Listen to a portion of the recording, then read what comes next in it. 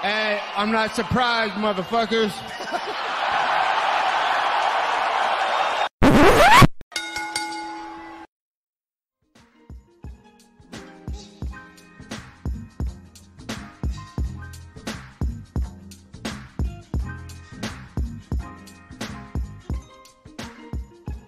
What's up, guys? Welcome to the Courtside Soundoff podcast today. I'm Josh Evanoff. He is Angel Ortega. It is UFC 258 fight week. It may not feel like it, but a pay-per-view event is going down Saturday night. Before we talk about all of that and more, I want to talk to you guys about Rogue Energy. This episode of the Courtside Soundoff podcast is brought to you by Rogue Energy. Rogue Energy was founded in January 2017 to be the best gaming drink in the world. They've developed a premium stack in the form of a delicious energy and focus drink. It is designed to replace unhealthy canned energy drinks, coffee, and even traditional pre-workouts. Rogue Energy is sugar-free and is loaded with vitamin, antioxidants, and nootropics. They designed Rogue Energy for the emerging professional and competitive gaming market and continues to have fantastic carryover and success with students, athletes, entrepreneurs, and anyone looking to optimize their mental and physical performance. If you want 10% off your order, use the code SOUNDOFF at checkout. It's code SOUNDOFF at checkout for 10% off of all your energy needs. I did mention it was UFC 258 fight week. However, we do have some fights quickly to discuss before that.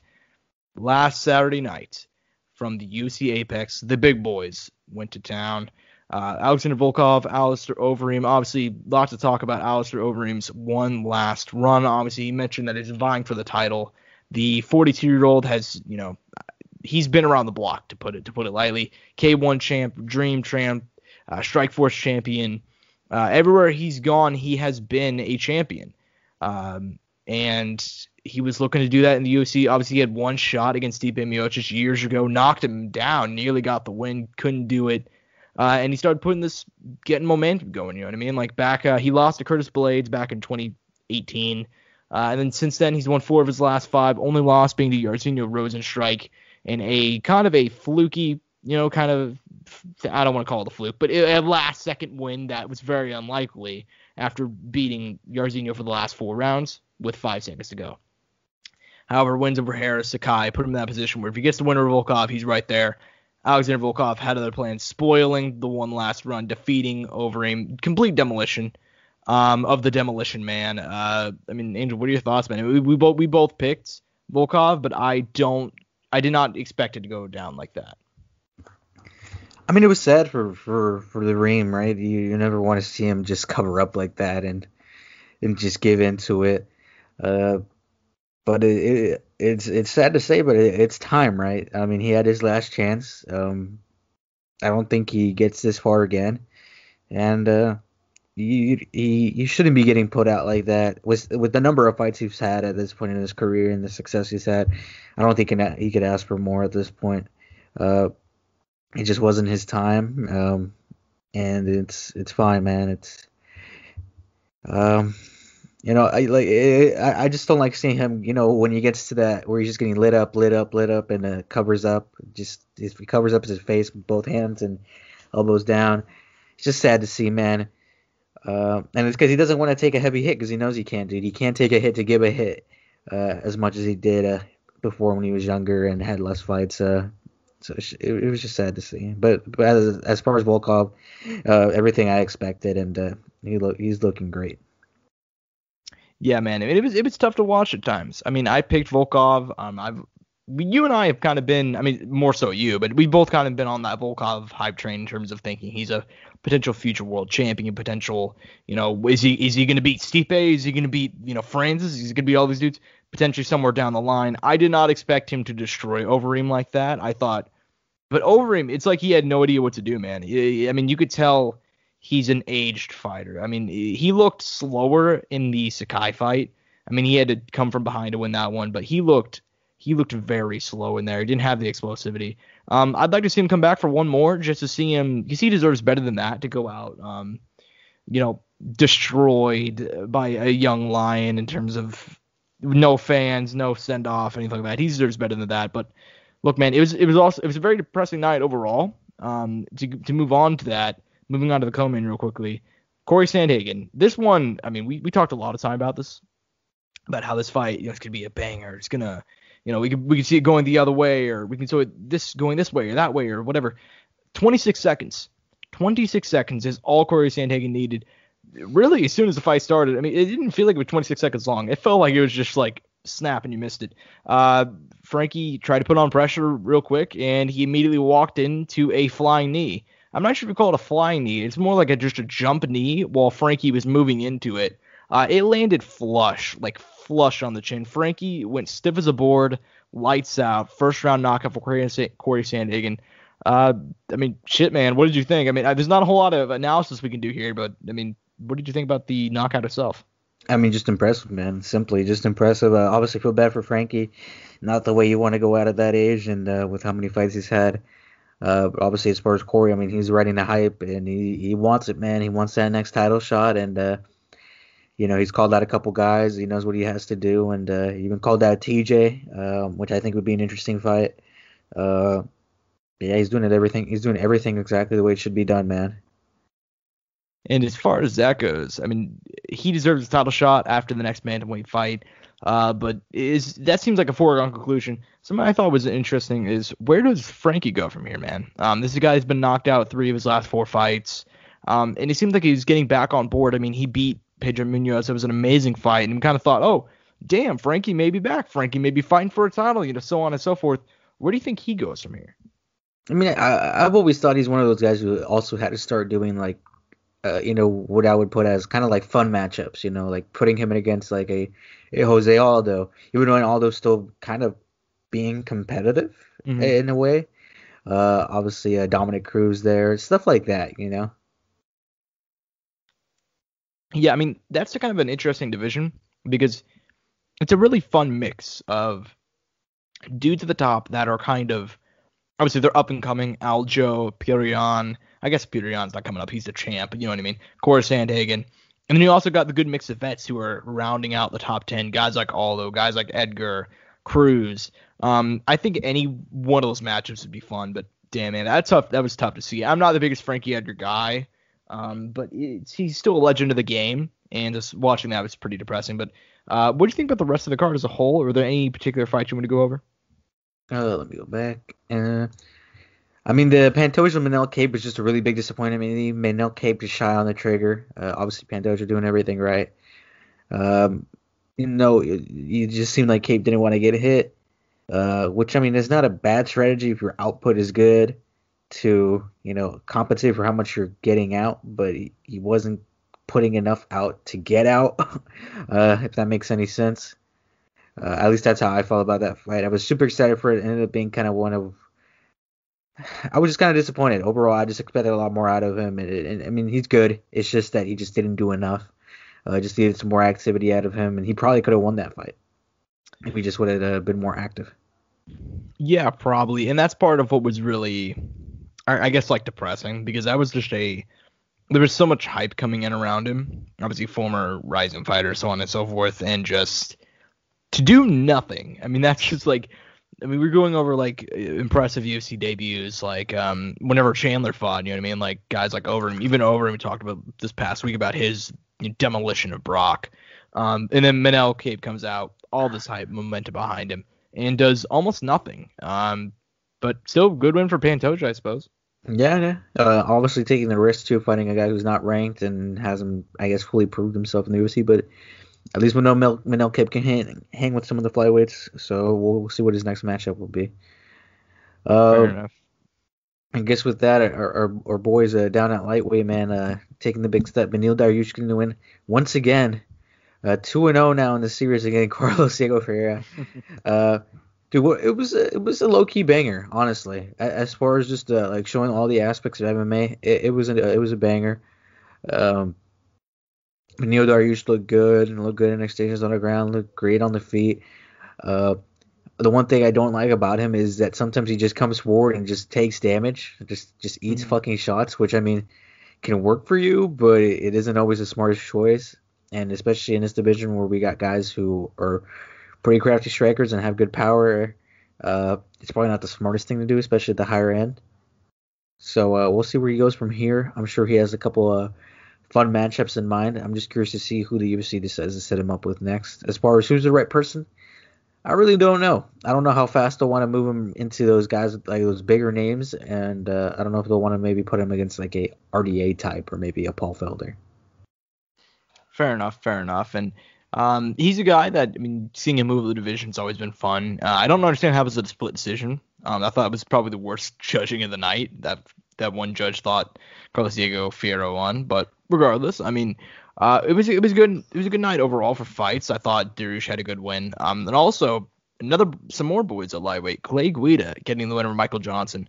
Dude, has he had like the biggest, like there's been a lot of really bad falls from grace in UFC, like throughout history. BJ Penn's up there. BJ Penn's probably always going to be forever number one, but is Michael Johnson somewhere in that number two category? Because he went from knocking out Dustin Poirier to losing to 2021 Clay Guida. It's got to be up there, right?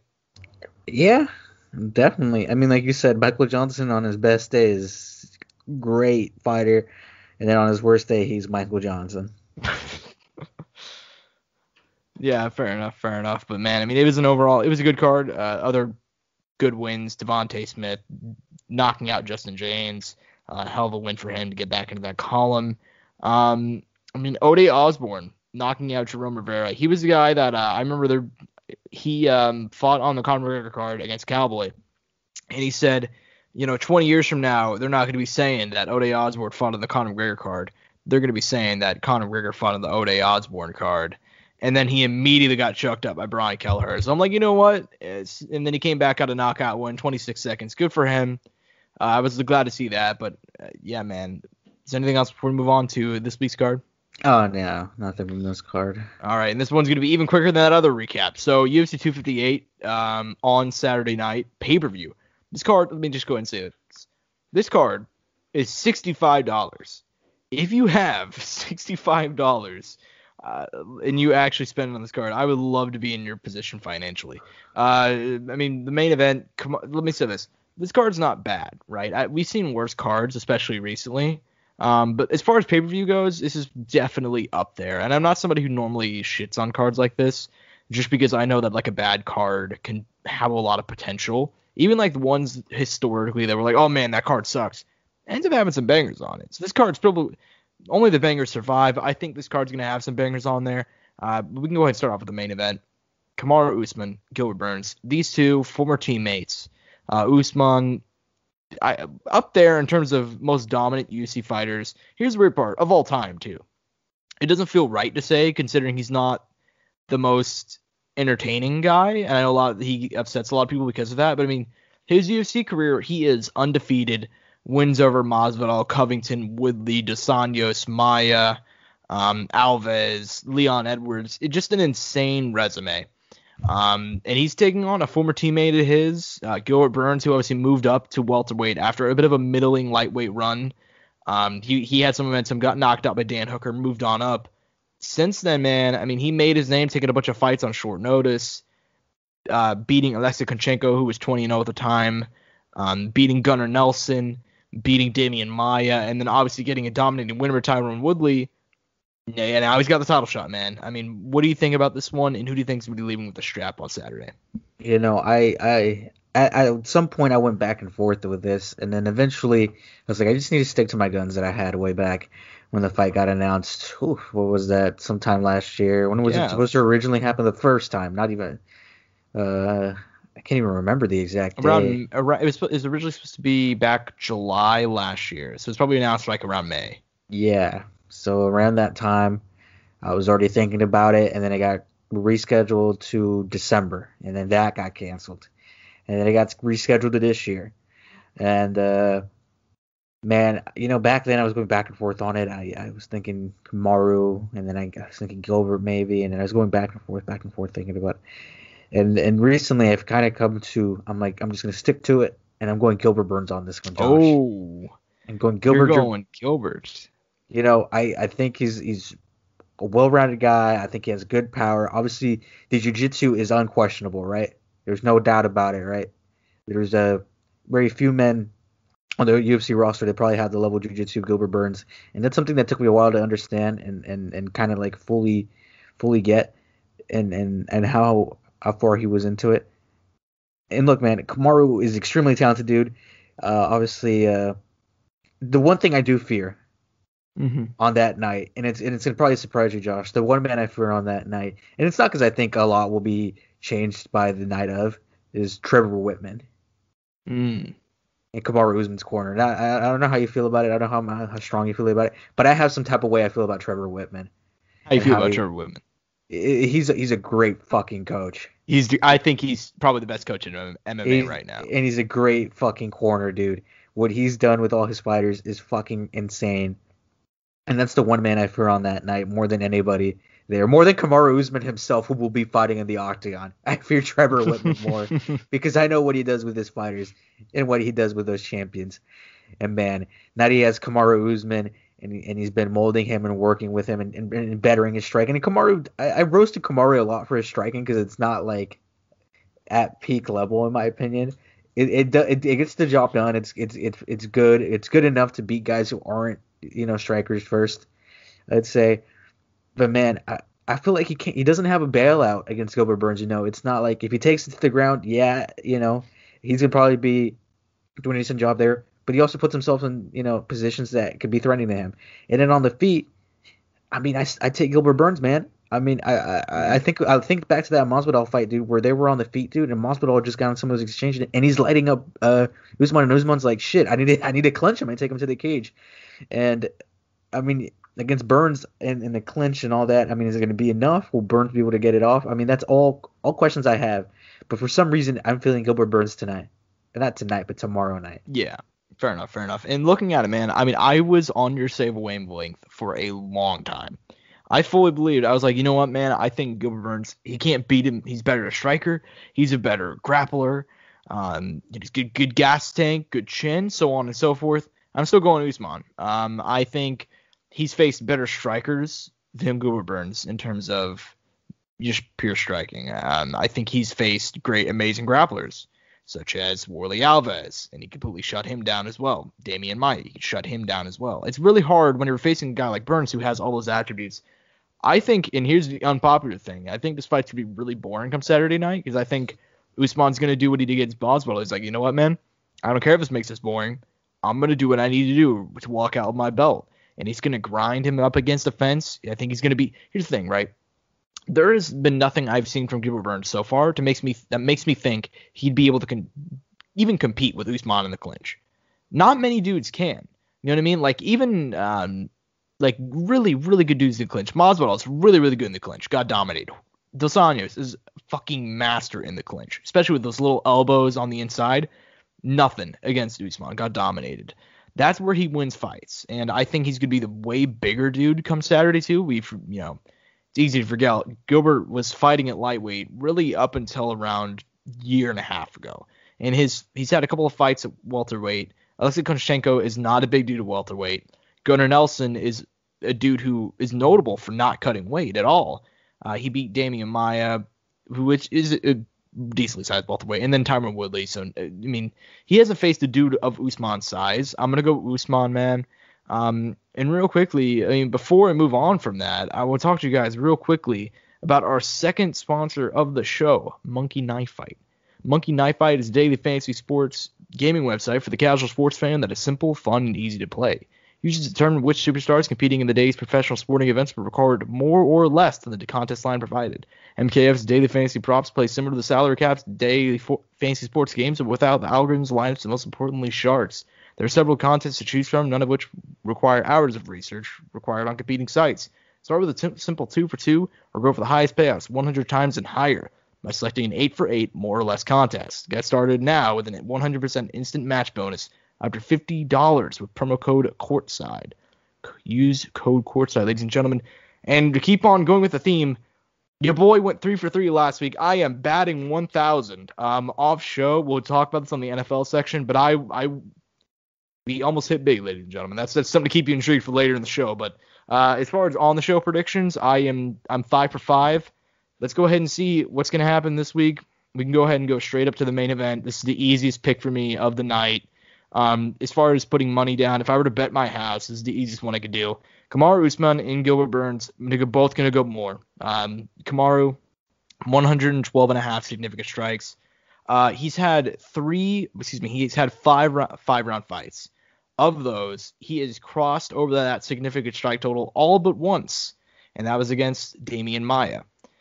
Taking a look at Gilbert Burns, he's only had one actual 5-round fight. That's kind of the thing that's interesting me. That's the thing that's giving me a little bit of pause in terms of giving him the 78.5 strikes, but he hit the 83 against Woodley.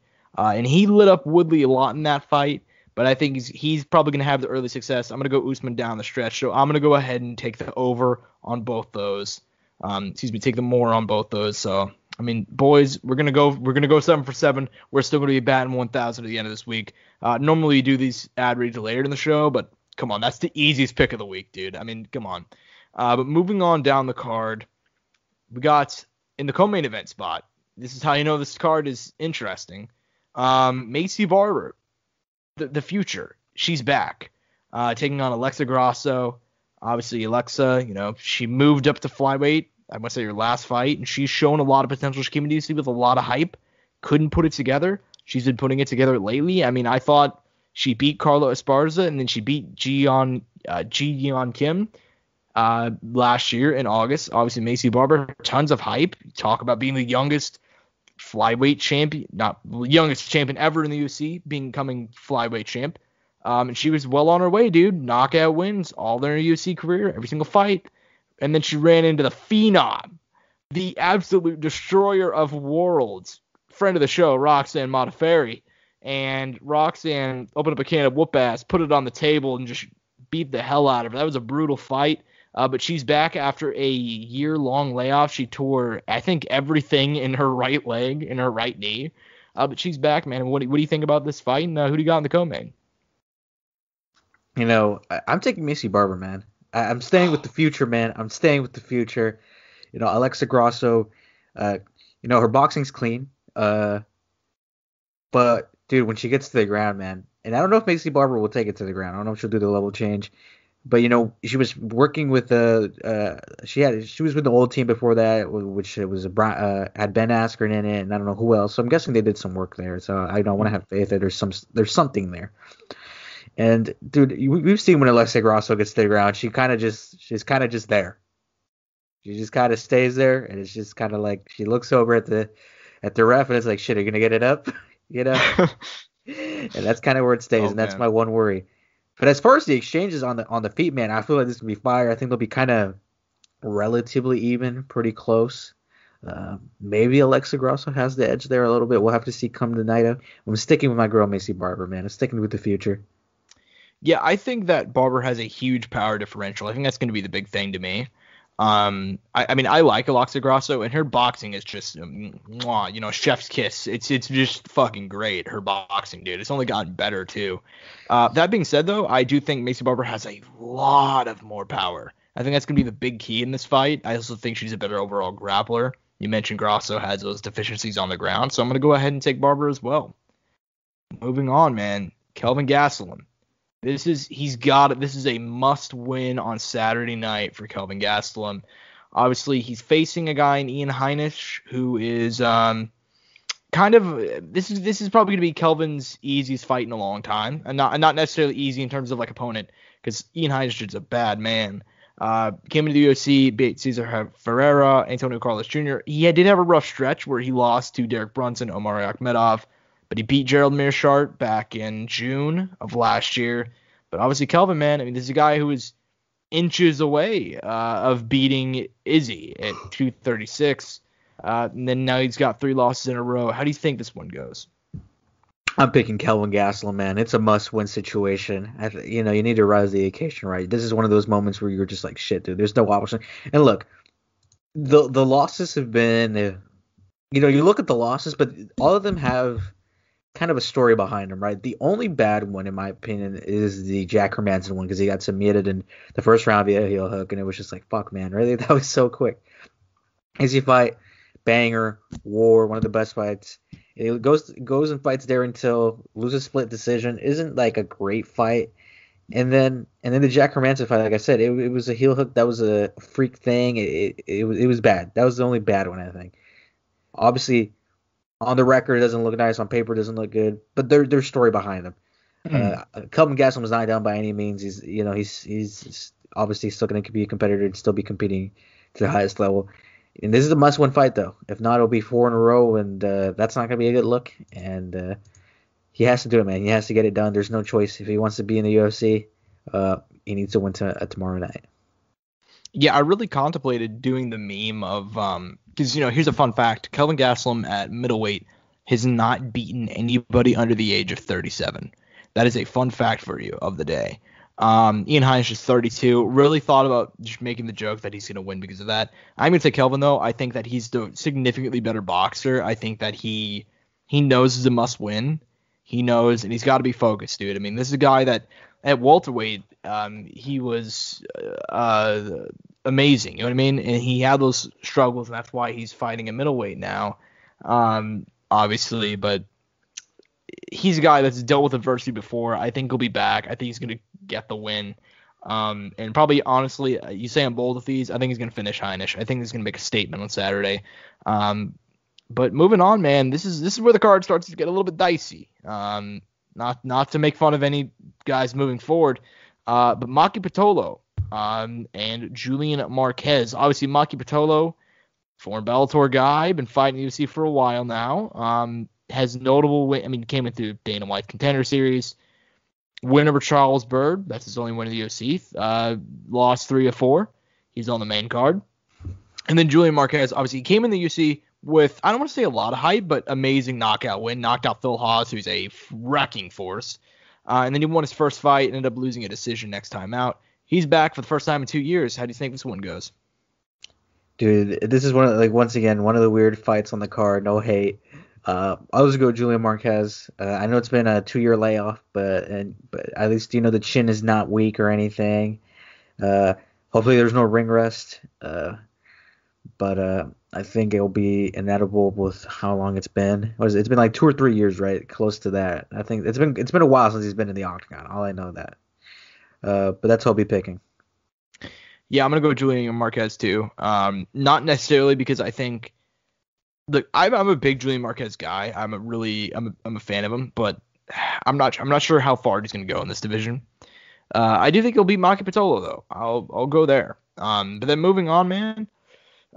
This fight I actually like a lot. Ricky Simón, Brian Kelleher moved up last second after Bobby Green and Jim Miller was moved up last second due to Pedro Munoz and Jimmy Rivera falling out. So this is the third fight that has been moved over the main card after previous issues. We'll see what happens, but man, I think this has the potential for a banger. What do you think about this fight? Dude, an incredibly hard matchup for Ricky Simón, right? Mm-hmm. Brian Kelleher, hard guy to take down. Also, guy who has good boxing to top it off. Big power too. Big power. The record doesn't justify how good he is. It's a tough fight for Ricky Simón. This is the kind of fight you want for a guy like this, right? A guy who a lot of people who has a lot of potential. Lost 2 in a row, right? He lost to Uriah and then lost to, I can't think of who the other one was too. Can't think off the top of my head. But yeah, the Uriah loss was a rough one. I think I called that one. I think I called Uriah winning that. You did, out of nowhere. Out of bigger upset picks on the show. Because Uriah was like a plus 400 dog or something. Man, I should have bet money on that. Should have bet the house. Should have bet on MKF, Monkey Knife Fight. But yeah, I should have bet the house. But yeah, man, it's a tough fight. I think this will probably show where Ricky Simón's at as far as his whole skill set and if he's capable of beating these guys who are kind of well seasoned at this point, and maybe that higher echelon of guys. I'll go Ricky Simón. I'll have faith in him. Let's see what he can get done. Yeah, I'm gonna go with Simón too. I think that Kelleher is a tough guy. Kelleher is in my opinion, by far the best dude who's not ranked in the UFC right now. You know what I mean? He's so well-rounded everywhere that it's kind of and I know why he's not ranked because he loses to some of those bigger guys, but it's dude, he puts on bangers every single time. It's not like he's getting washed out of there. He's just so well-rounded everywhere. That's going to be a banger. I'm going to go Simón, though. I think I still have high hopes for him. He came into the UFC with a lot of hype, obviously, and then before the Uriah fight, he was 15-1. He lost a lot of that hype whenever he lost to Uriah, and then Rob Font, that's a loss that's aged well. Rob Font, number 3 in the division now, seemingly out of nowhere. I know I saw that too. I feel like I just completely skipped over. I mean, but then again, he's won a couple of fights in a row and knocked the hell out of Mariah, so I guess that makes sense. But yeah, man. So, and then he beat Borg and he beat another dude. So yeah, I'm gonna go Simone. 3 wins in a row, get back in the rankings. But outside of that, is there anything else on this card you want to talk about? Nothing specifically I want to highlight myself. I feel like I don't think you've ever said that on pay-per-view. That like there's not a single fight of the prelims. But I'll go ahead. I mean there is, Yeah. but I just don't want to All right. say too much right now. I'll put it All like right. that. Fair enough. I'll take a crack at it. We got a couple of other fights. Bilal Muhammad, that man, sleeper at welterweight. For a division with a lot of like, welterweight's kind of the division where it's like dudes are really highly rated, but they don't fight. We have a lot of, somebody call it the drama queen division on Twitter. Bilal Muhammad will fight anyone. Straight up props, dude. And ever since like he lost to Vicente Luque back at UFC 205, he's been damn near unstoppable. His only loss coming to Jeff Neal. Win over Jordan Meehan, Randy Brown, Tim Means, Curtis Millender, Takashi Sato, Lyman Good, only lost to Jeff Neal, as I mentioned. Taking on Diego Lima, who is on a really good winning streak of himself. I feel like Diego, for a long time, was that guy who was just known for being Douglas Lima's brother. You know what I mean? And that's sad because, like, he's a guy that I think he's undefeated on Ultimate Fighter House. Something crazy like that. Yeah, he's 6-0, which is insane because he's had little to no UFC success. But look, man, 3 wins in a row, seemingly out of nowhere. And now he has a chance to break in the division, like break into the rankings, which is just that's a feel good story, man. Shout out Diego Lima. I mean, you love to see it. Can I say something quickly, Josh? Yeah, go ahead. Bilal Muhammad was one of the first fighters I saw in the UFC. I'll never forget his fight. He actually lost the fight I saw him fight. He fought Alan Jouban. Was one of the first fights I saw. UFC Fight Night 90. I think the main event was it was Eddie Alvarez RDA and Derrick Lewis versus Roy Nelson, which if I remember right wasn't that exciting of a fight. No, it was actually really terrible. But Roy ate the biggest right hand I've ever seen without somebody getting knocked out. You saw like his eyes just roll back for a minute, but he somehow stayed up on his feet and ended up. I mean, I thought he won that fight, but nothing happened. It's just insane to see how far Derrick Lewis has come since then. You know what I mean? And all of them, and also Luque was on that card too. Yeah, that was a really fun card because that was in the midst of and that was Burns is on that card too. Yeah, that was UFC 200 fight week. I remember, because I remember that night was when they actually, because I watched Eddie Alvarez, who, I mean, I thought that like he was gonna get destroyed by RDA, honestly. In hindsight, not one of my better calls, but he was still a big underdog and knocking him out first round is insane. And then right after that fight ended, they go to the press conference. And that's whenever Dana announced that Anderson Silva was going to be fighting Daniel Cormier. That UFC 200 fight week, if you guys were not a fan at that time, was the craziest fight week. Like, nothing compares. Like, dudes dropping out last second, Anderson fighting, John popping, like, just insane. That was insane. So that was a good card. I'm glad you brought that up. That was a fun flashback. But, yeah, man, as far as for the rest of this pay-per-view card, I wish it was more like UFC 200, but Andre Ewell's back. I got high hopes for him, man. I've always been a fan of that guy. Ever since he came into UFC, really, like, with no hype behind him. I mean, he was a former CES, bantamweight champ, and he ended up beating Henan Brown in his first fight. Like, that's tough. And that's before Henan was completely washed, too. So, he was a big underdog, got the win. So, he's won 2 in a row. Good to see him back. And then also opening up the card, Jillian Robertson, former ranked flyweight, taking on Miranda Maverick. I've said for a long time, Miranda Maverick, in terms of UFC like women's prospects, is right there at the top of the list. Just because she's so well rounded and her grappling is just, she's such a good wrestler. Wins over Pearl Gonzalez, and then in her UFC debut, she beat the shit out of Liana Jojua, who is a really good grappler in her own right. She's back. That's going to be an interesting fight. They're opening up the card itself. So go ahead and stay tuned for that one. And then, look, man, no more MMA this week in terms of, like, coverage for us to talk about.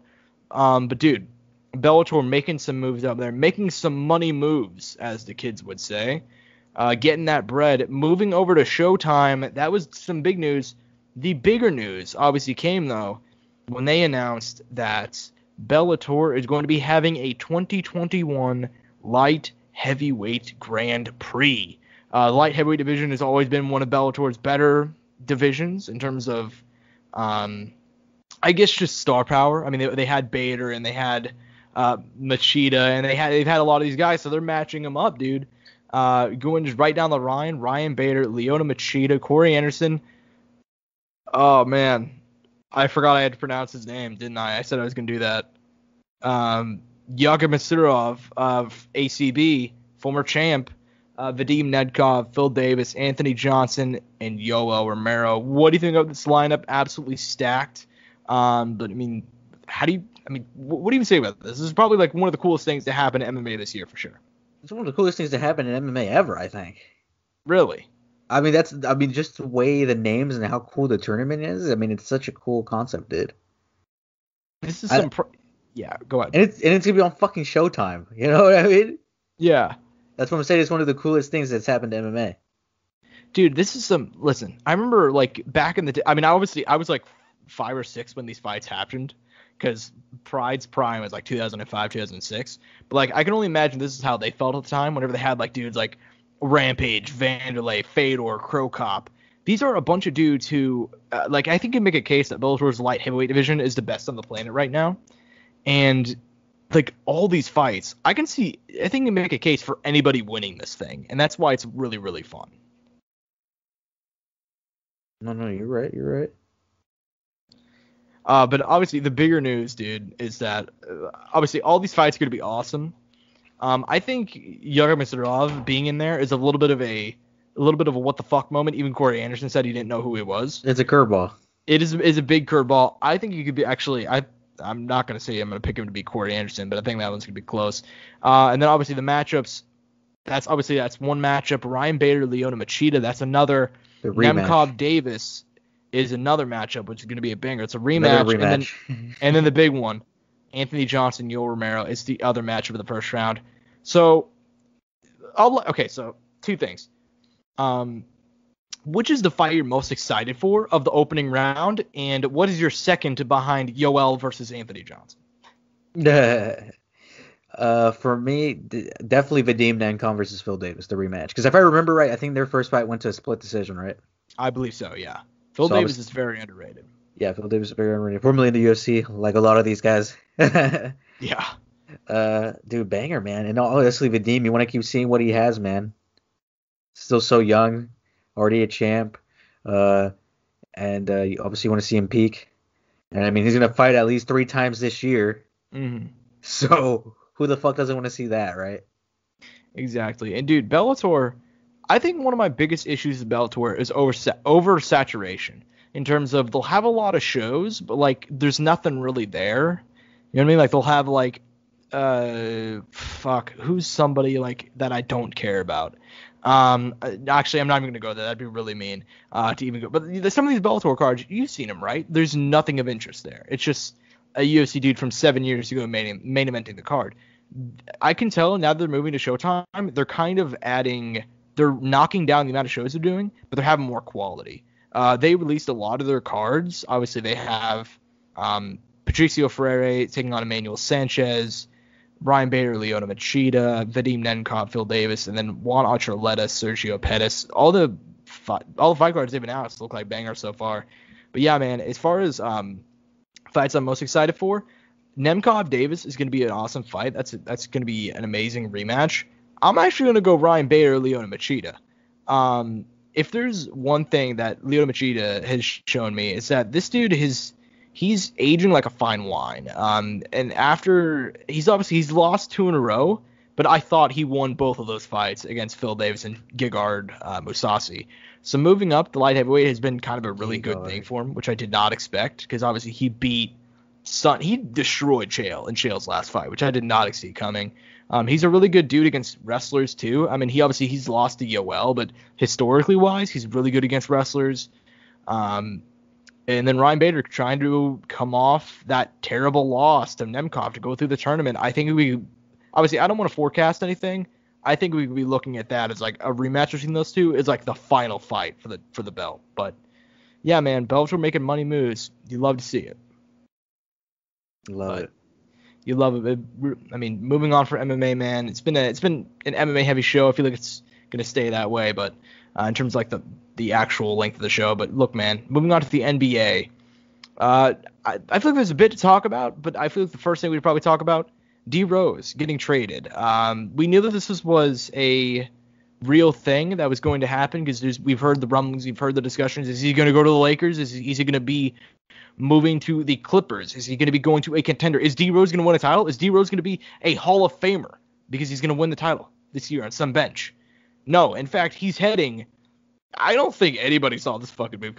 He's moving to the New York Knicks, the contenders, the New York Knicks. Obviously, he played for them back in 2016, 2017, making a Super team with, obviously, at the time, Joakim Noah and Carmelo Anthony, my favorite super team of all time. Instead, man, they ended up sucking, and now he's back. And now he's back with, obviously, Thibodeau and Taj Gibson and shit, man. What do you make about this move, honestly? He's making his way slowly up the rankings, man. He went from 15, now he's at 10. You know, he had to get from one shitty team to not as a shitty of a team anymore, who's still pretty shitty. Yeah, that's why it sucks. Yeah, man. I mean, do you think he fits well? Do you think he fits well enough into that team to kind of drag them into the playoffs? Because I know that they're close. Like, the East is not good by any means.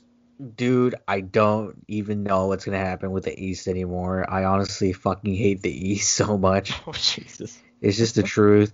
The Knicks are one of those teams that, like I told you, surprised me how well they're doing. I thought they would be a lot shittier than what they are. There's a lot of teams I thought were going to be a lot better or a lot, just there's so much shit I thought, man, honestly. My thoughts don't fucking matter anymore. I'll put it like that. Yeah, I think this year's NBA season has been really strange for me, just seeing a lot of these teams, because I didn't predict half the shit was going to happen in terms of, like, Granted, actual though, standings. We couldn't have. No, not by any means. It's also because this is the first time that we're seeing a full season without fans. You know what I mean? Like, that has to be. And the NBA is probably one of the biggest leagues that relies on fan audience. And outside of the Rockets, and I think maybe one more team, they're not allowing fans. But, I mean, in terms of surprises, the Knicks were obviously up there. Can we talk about how fucking bad the Brooklyn Nets have been recently? Listen, they're really just trying to coast. I think they're just trying to coast, man. You think so? Because I think it just seems like, by the way, the East is bad. Saying that, actually, I looked at the standings right now. Holy shit, the East is worse than I remembered. Hold on, wait a minute. Four teams have a winning record. 4. That's it. Oh my God, I didn't know it was that bad. Yep.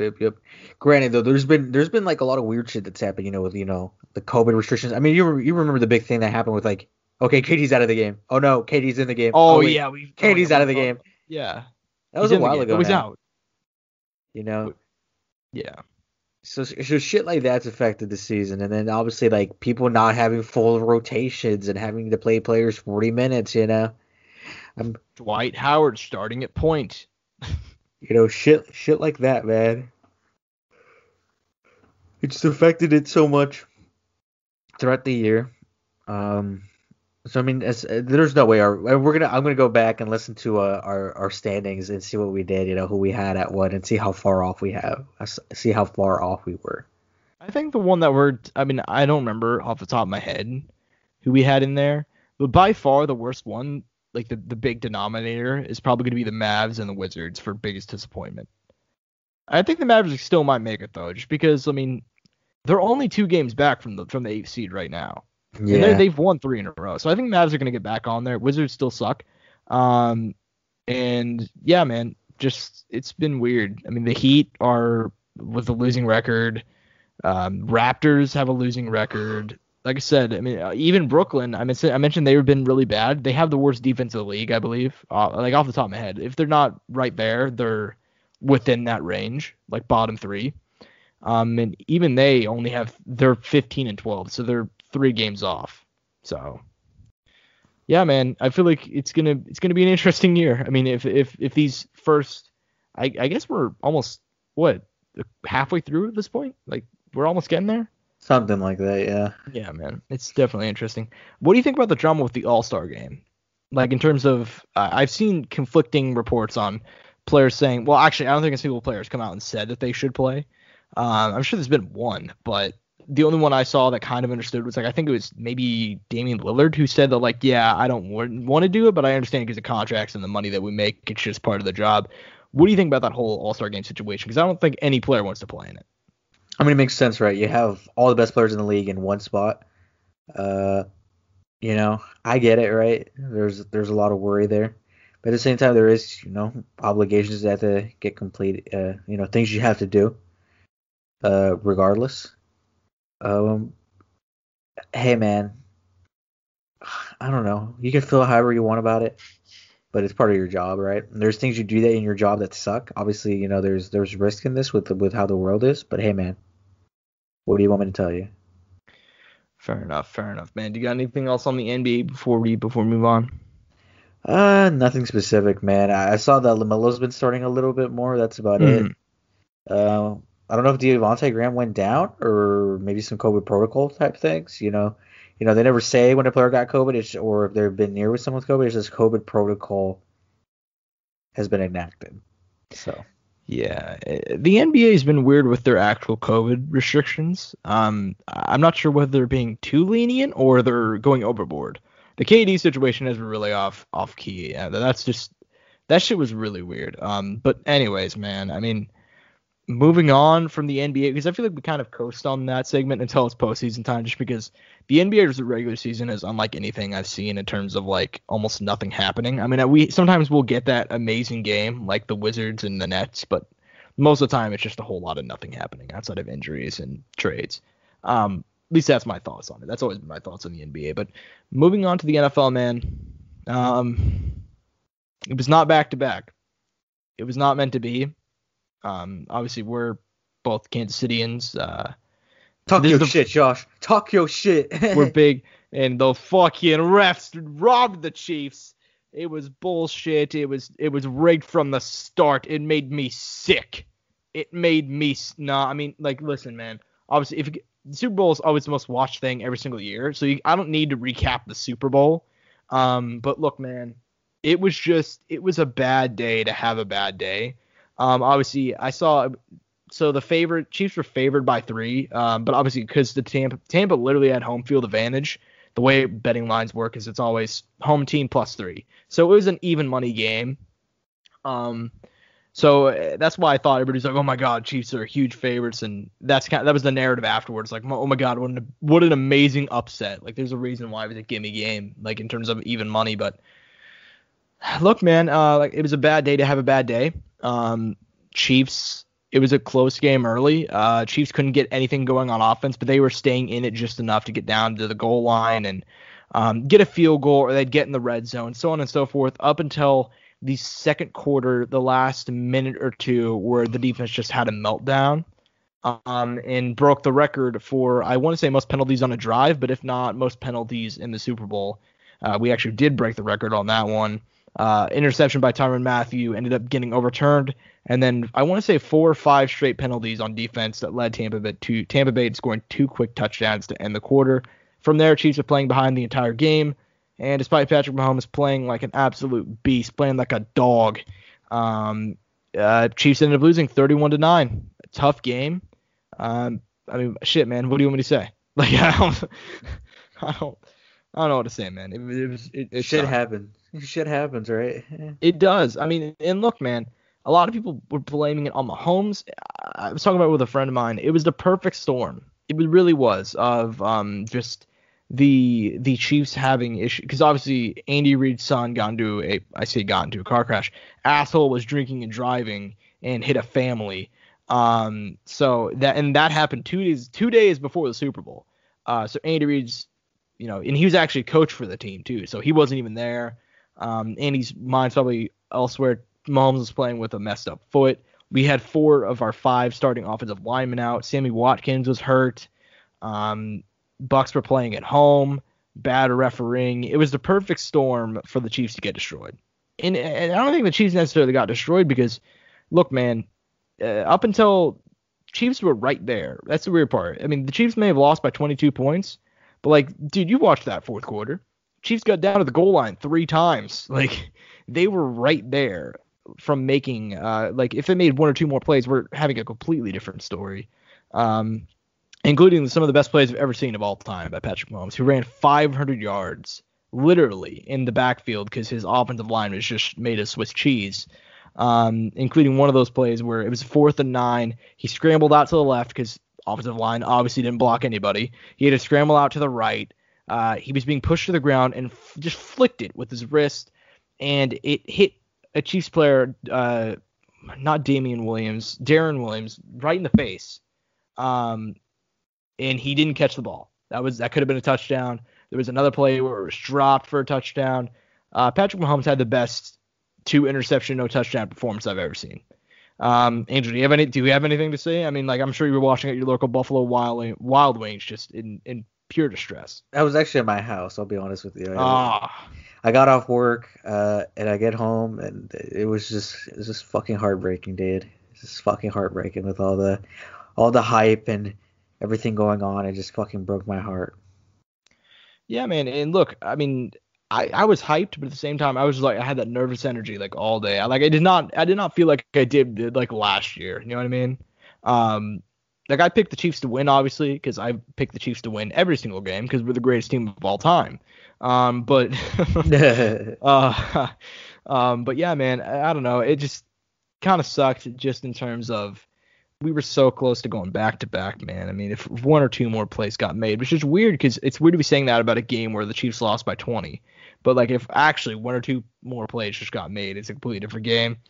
I'm not that upset about it because if you told me 3 years ago that Patrick Mahomes would lead us to an AFC Championship game, win a Super Bowl, AFC Championship game, won the MVP, won the Super Bowl, and brought us to another Super Bowl, I'd be happy with that. And so I'm not that upset. The band's sticking together. We don't lose any major pieces this year. We don't lose any major pieces until 2 years from now. When that's when we're going to start losing maybe guys like Hill, maybe Kelsey, maybe Matthew, maybe Frank Clark, but we'll see what happens, man. I'm not that worried about it, but shit, man. I mean, you just wait and see. When we get J.J. Watt this year, it's going to be a completely different story. I mean, you'll see a real super team in that. A real super team. I mean, not Tampa Bay. They're talking about how they built a super team. I mean, Tampa was basically the end. This is the first time, I mean, since I've been watching the NFL, or I want to say in NFL history, but don't quote me on this, that like we saw an NBA-esque super team. You know what I mean? Like where it was just Tom Brady going to Tampa. They had a lot of cap space. He's like, all right, I'm going to get Gronk. I'm going to get AB. I'm going to get Leonard Fournette. I'm going to get all these dudes. I'm going to get LaShawn McCoy. By the way, LaShawn McCoy making history last Sunday as the first player to win back-to-back Super Bowls while not playing in either game. Obviously, he won it last year with the Chiefs as the third-string running back, and then he won it again as the Tampa third-string running back. So shout out LaShawn McCoy. Shout out Shady getting 2 rings, dude.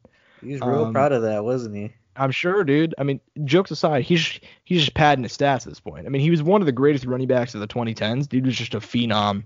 But he's just padding his stats at this point. Like, he's just he's like, it's fuck really it. funny.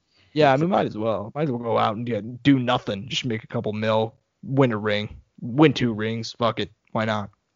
But yeah, man, it was the first version of an NFL-esque NBA sort of super team that I've seen. And so that's why I didn't really buy the narrative that, like, the Tampa was these huge underdogs. Because, like, at the start of the year, everybody was saying Tampa versus Kansas City. But because they sucked for the first 12 weeks, everybody's like, oh, that's not going to happen.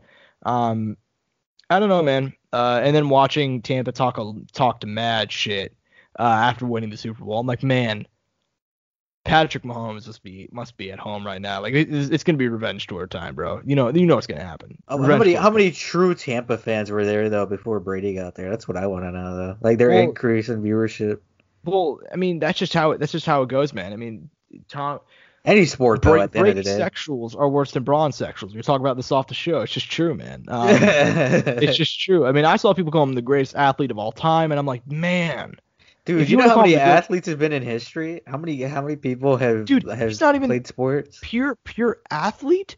Oh my, he's not even the greatest athlete quarterback of all time. I think you make a case for Cam Newton, Aaron Rodgers, like dudes like that. Oh my, Brady is one of the greatest minds of all time when it comes to football, right? I won't dispute that. Dude's if you had to compare him to someone else in the sport as far as like play style, you know what I mean? Like maybe not being athletic, but making it up for it in other ways. Who would you compare him to? Another sport. You say in another sport or in this sport? In another sport. Man, I don't know because there's nobody. Here's the thing about Brady is he's always been incredible. This is going to sound so disrespectful, but I don't mean it the way it's going to come out. He's incredibly unimpressive. Like he just in terms of like his play style, he's throwing small slants to dudes that are open because he's very good at scheme. He's pretty much a player coach at this point. He schemes guys open, and even Bruce Arians like, fuck it, I'll go let Tom coach. Like I don't care. Like I'll go sit back for a little bit. He's good at getting guys open, hitting them for 5-yard passes, 7-yard passes. That's just what he does. He's never had the long ball. Never throughout his career. He had one season, 2007, 2008, somewhere around that time, where he was just bombing passes to Randy Moss. But that's because Randy Moss at that time was probably the greatest wide receiver. But you can argue that we've seen. I mean, he was unstoppable in 08, 07. So yeah, man, he's just incredibly unimpressive, and he's not a great scrambler either. So that's why it's such an anomaly. You know what I mean? Because it's not like he's not as acrobatic. He's not as powerful as Cam Newton as a runner. He's not as flashy. He's not GSP. He's crafty, not. But he's boring like Khabib, right? Can we do it like that? Sure, we'll go like that. He is the Kamaru Usman of the NFL. There we go. He's Kamaru Usman. Yep. he's not very fun to watch. Like Brady, he went he went like 20 for 27 for 200 yards and 3 touchdowns on Sunday, and he won the MVP. And I'm like, I thought you could have given that to Gronk or a couple of the guys on the defensive line, Sue or JPP. I'm like, there were some guys killing it on defense for them, bro. Oh yeah, for sure. The D-line, like, oh my God. Can't think of the guy's name off the top of my head, but there's that one guy just killing it, dude. Just killing it. It's just kind of weird to me because I feel like watching all those Patriots teams, Brady was clearly the star, but like I never truly thought of him as like the greatest player on that team. Like it's kind of because like in the early 2000s, I guess you could make the case that Brady was the best player on that team. But those dudes they had a couple of dudes on defense at that time who were just unstoppable, and he had the greatest coach of all time in Belichick. And then in the late 2000s, when he started winning Super Bowls again, he had Gronkowski, who was the greatest tight end of all time. And he had guys like Moss, and he had Welker, and Edelman, and he had LeGarrette Blount, who's an amazing postseason guy. And then even moving on to now, where he had the greatest supporting cast that you can make the case for of all time. Antonio Brown was the 3rd string receiver. I'll say that again. Antonio Brown, the guy who made the all-decade team, arguably the top 5 wide receiver of all time, was the 3rd best receiver on this fucking roster.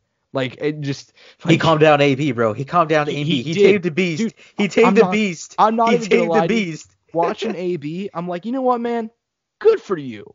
Good for you, man. I mean, if Antonio Brown truly spent that year off getting mental health because he's clearly fucking insane, if he actually got some help, came back, and I've heard nothing but good things about him in Tampa, I'm like, you know what? Good for AB, man. Good for AB. He deserves that ring. He should have won one with the Steelers multiple times. But yeah, man. I'm not sure. Like, that's kind of like I've never really put it into words, but that's always been my thoughts on Brady. It's just like I've never once truly thought, because he has the 7 rings. That's the thing you can't take away from him. He is the most winningest player in NFL history, but it's a combination of a whole lot of factors. Dudes taking pay cuts, having the greatest coach of all time, and then moving on to Tampa, who has the greatest offensive supporting cast of all time with an amazing defense as well. It's just like, how much of that is Brady and how much is that is just amazing situations. Guys like Aaron Rodgers never had that situation. Guys like Peyton, I guess Peyton has had that a couple different times. But Peyton's gone to 4 Super Bowls, won 2 of them. We'll see what happens. As far as next year, I think next year is going to be really interesting, and I would not be surprised to see it repeated this year just because the AFC is not very good. That's why I would not be surprised to see the Chiefs back. So overall, though, it was a fun year. I was happy to see it. Obviously, it did suck. A couple of rough days for Kansas City there. Obviously, we lost the Super Bowl, and then Marty Schottenheimer, one of the greatest coaches in this organization's history, he passed away. And then Therese Paylor, Chiefs reporter, he passed away as well. Rough couple of days there for the Chiefs. Just an entire rough week, and then obviously Britt Reed being a dumbass. He got cut from the team too. So, look, man, is there anything else to do this before we move on? Josh, when is the draft, man? Draft is in April, whenever we're going to see Trevor Lawrence go to the Jags, Urban Meyer. Is it 100% done? You don't think they're gonna pick up? You don't think they're gonna pick up what's his name? Devontae Smith or what's his name? Devontae Smith? Yeah, dude, I would love to see the Chiefs get Devontae Smith. What's your opinion on that kid? Like, because he's a skinny dude, not super like big and strong, little lanky, but he does it, man. Isn't that is he it? Maybe, dude. I'm really hyped on that kid. I think that kid's gonna be a beast in the NFL. Where do you think he's going? I don't know. That's the thing, because I'm not sure. I don't know. I don't watch as much college football as much as I used to. So I just don't know. I know there's gonna be a lot of quarterbacks drafted. I know that they're talking about obviously Justin Fields out of Ohio State he's gonna be drafted highly, and I've never been high on that kid. I just don't know why. I've just never been high on Justin Fields. If I'm wrong, I'm wrong. But I called Dwayne Haskins sucking too, so I don't know. I've never been high on Ohio State quarterbacks, and there's just another one coming out of there.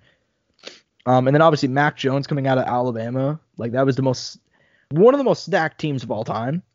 And he was obviously throwing to Devontae Smith. He's going to be drafted high. Trevor Lawrence. I mean, we've been hearing about him for 3 or 4 years now. Doing more than that, dude, since his high school years. I remember hearing about him back in high school. Yeah, he's a beast, dude. Which is crazy. If he could turn the Jags around, it'd be him and Urban. That's how I feel about it. That dude's fucking huge too, dude. The Chiefs need to get somebody at wide receiver, dude, just because like that offense is good, but they truly showed what can happen because here's the thing, right? I love Watkins, I really do. I really like Sammy Watkins when he's on. It's weird, right? Because he's non-existent for half the season, and then the other half he's like Randy Moss in his prime. It's just he's very on and off. But he's been hurt these last 2 seasons. He hasn't done a whole lot. I think they're going to cut him after this year regardless. And then obviously they got McCole Hardman, who's a great gadget player guy, but he's very clearly still growing into the role of a wide receiver. Right now he's a specialist. They need to get another guy because once you can double uphill and then just kind of put this like leave Kelsey for the little routes and they can't beat him over the top, they can shut down both of them.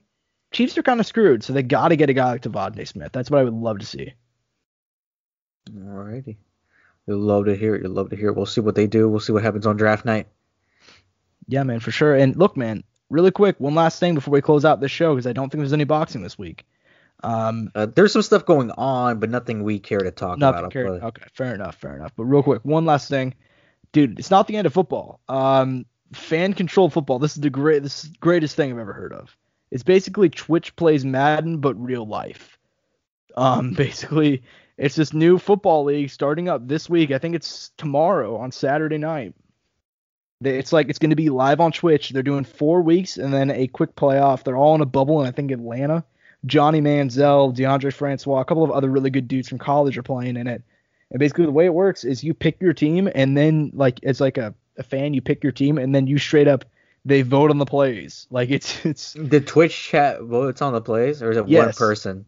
So the way it works is you watch your team stream, and then all the people in the chat vote on the plays. So it's not like it's like Twitch plays Pokemon years ago. I don't know if you remember that. No, I still watch Twitch plays Pokemon. Do you really, Josh? Yeah, from time to time. Dude, I know they're still going. Yes. Yeah, that shit's awesome. Anyway, so this is basically that. I followed them all on their social media. I cannot wait for this shit, dude. It is so ridiculous. Like but they also got the meme potential right there. They got Johnny Manziel playing in it. Dude, you know there's gonna be some people. Marshawn Lynch is, I believe, doing the commentating. Oh my God. That's another part of it. So, dude, I can't wait. It's all going down. It's gonna be Saturdays for the next 4 to 5 weeks. Can't wait to see it, dude. Josh, do you think there'll be like some people that go into the chat and like dick around and like do some stupid? For sure, dude. Like I can't. Like it's gonna be hilarious. Like I really can't wait to see it. They they did the setup kind of like the NBA bubble where they have like all these big screens and shit. Mm-hmm. So it's gonna be a lot of fun, man. It's gonna be just insane to see. I can't wait.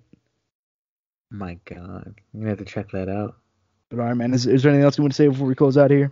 No, man. I'm definitely gonna have to check that out. Though I remember you sent me it over. I think it was Twitter, or I can't remember if you sent me a link to it. But oh God. Yeah, man, I can't wait. But outside of that, guys, I'm at Josh Evanol on Twitter. He's at _01. We're at Courtside Sound 1. Thanks for all the support. We appreciate it. Then outside of that, hope you guys enjoy the show. Peace and bud grease. Mouse click.